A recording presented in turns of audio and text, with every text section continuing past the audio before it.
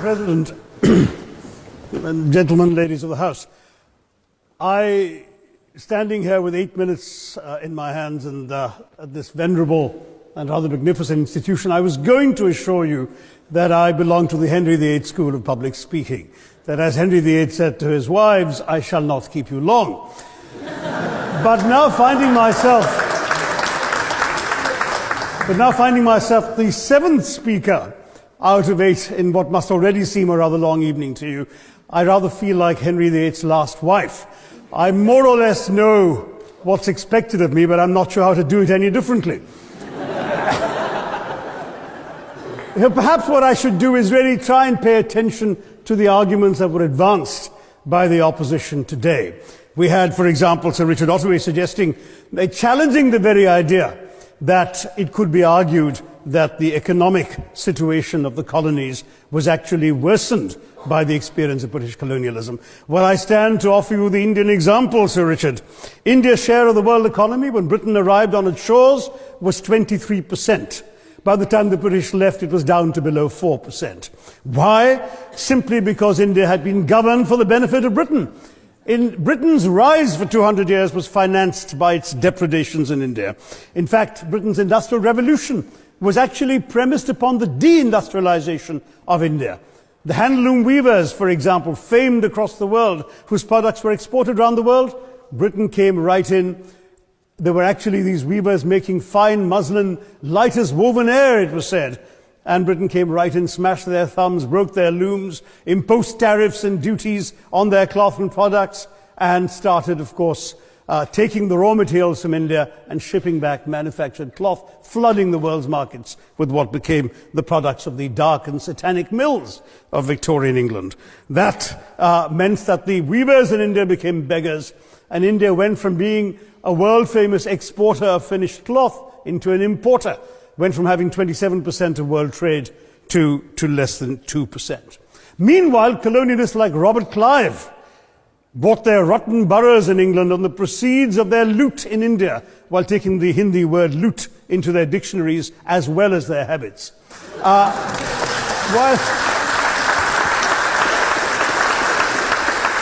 And the British had the gall to call him Clive of India, as if he belonged to the country, when all he really did was to ensure that much of the country belonged to him.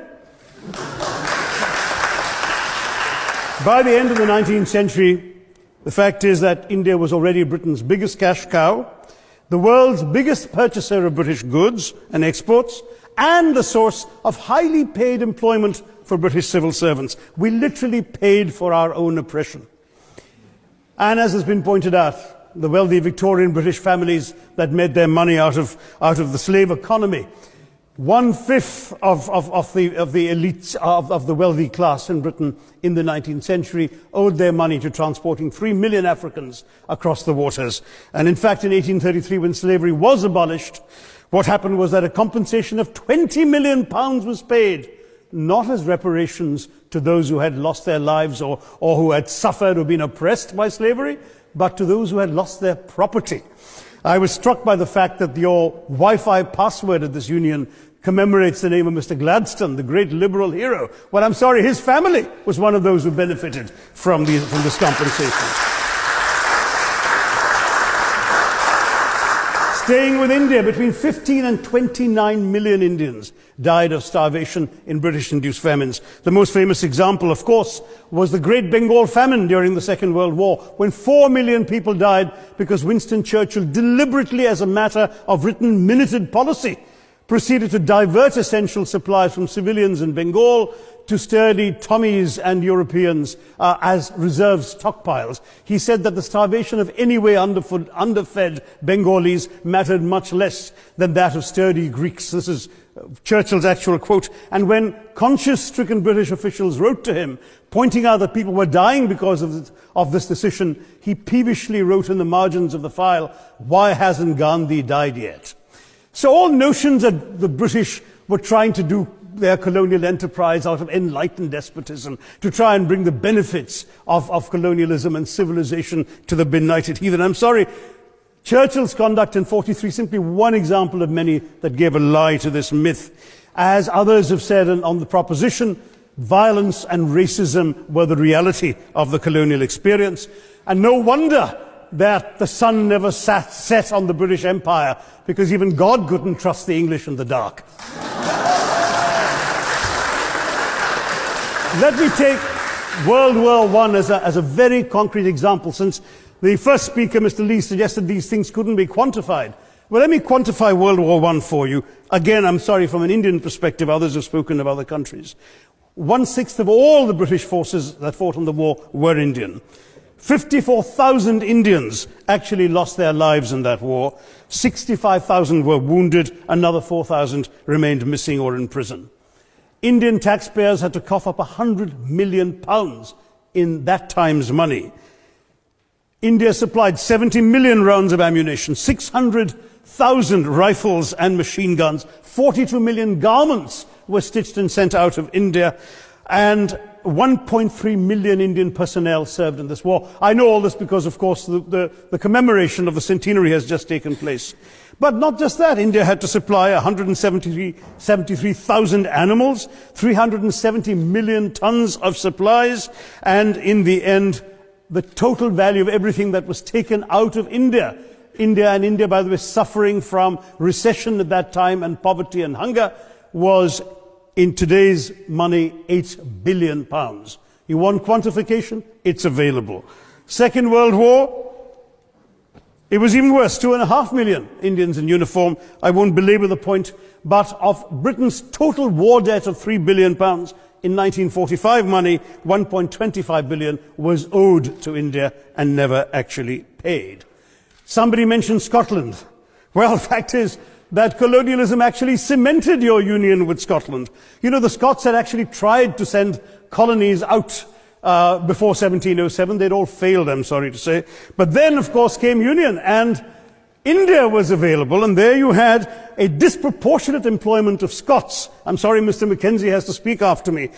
Engaged in this colonial enterprise as soldiers, as merchants, as agents, as employees, and the earnings from India is what brought prosperity to Scotland, even pulled Scotland out of poverty. Now that India is no longer there, no wonder the bonds are loosening. Now, we've heard other arguments on this side. There's been a mention of the railways. Well, let me tell you, first of all, as my colleague, the Jamaican High Commissioner, has pointed out, railways and roads were really built to serve British interests and not those of the local people. But I might add that many countries have built railways and roads without having had to be colonized in order to do so.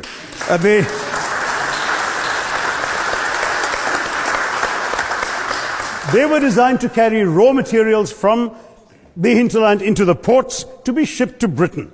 And the fact is that the Indian or Jamaican or other colonial public, their needs were incidental. Transportation, there was no attempt made to match supply to demand for mass transport, none whatsoever.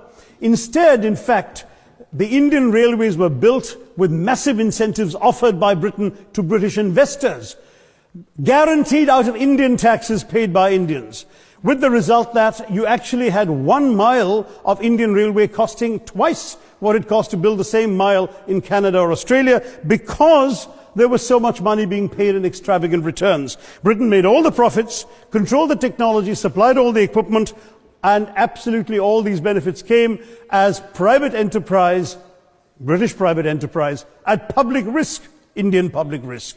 That was the railways as an accomplishment. We're hearing about aid. I think it was again Sir Richard Ottaway who mentioned British aid to India. Well, let me just point out that British aid to India is about 0.4% of India's GDP. The government of India actually spends more on fertilizer subsidies, which might be an appropriate metaphor for that argument. If I may point out as well,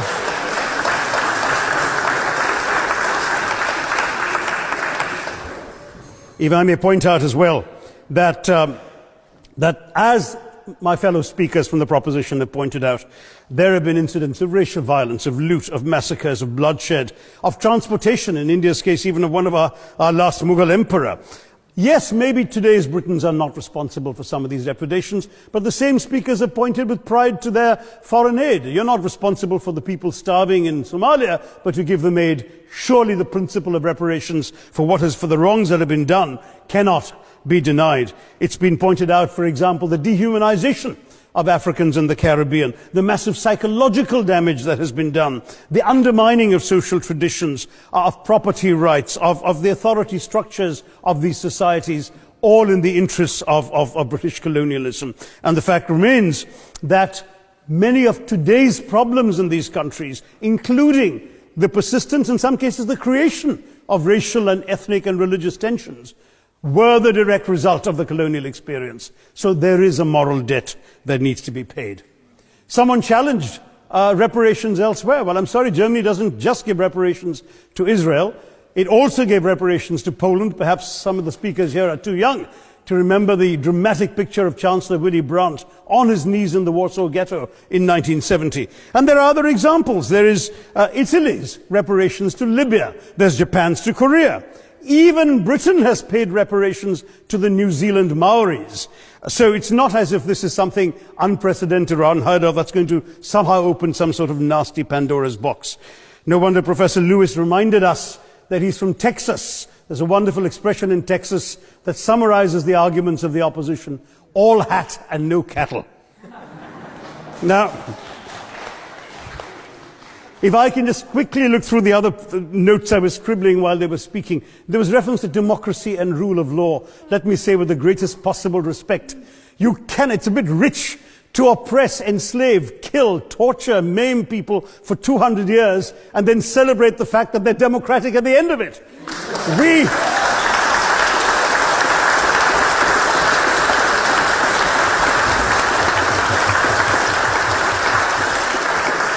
We were denied democracy, sir. We had to snatch it, seize it from you.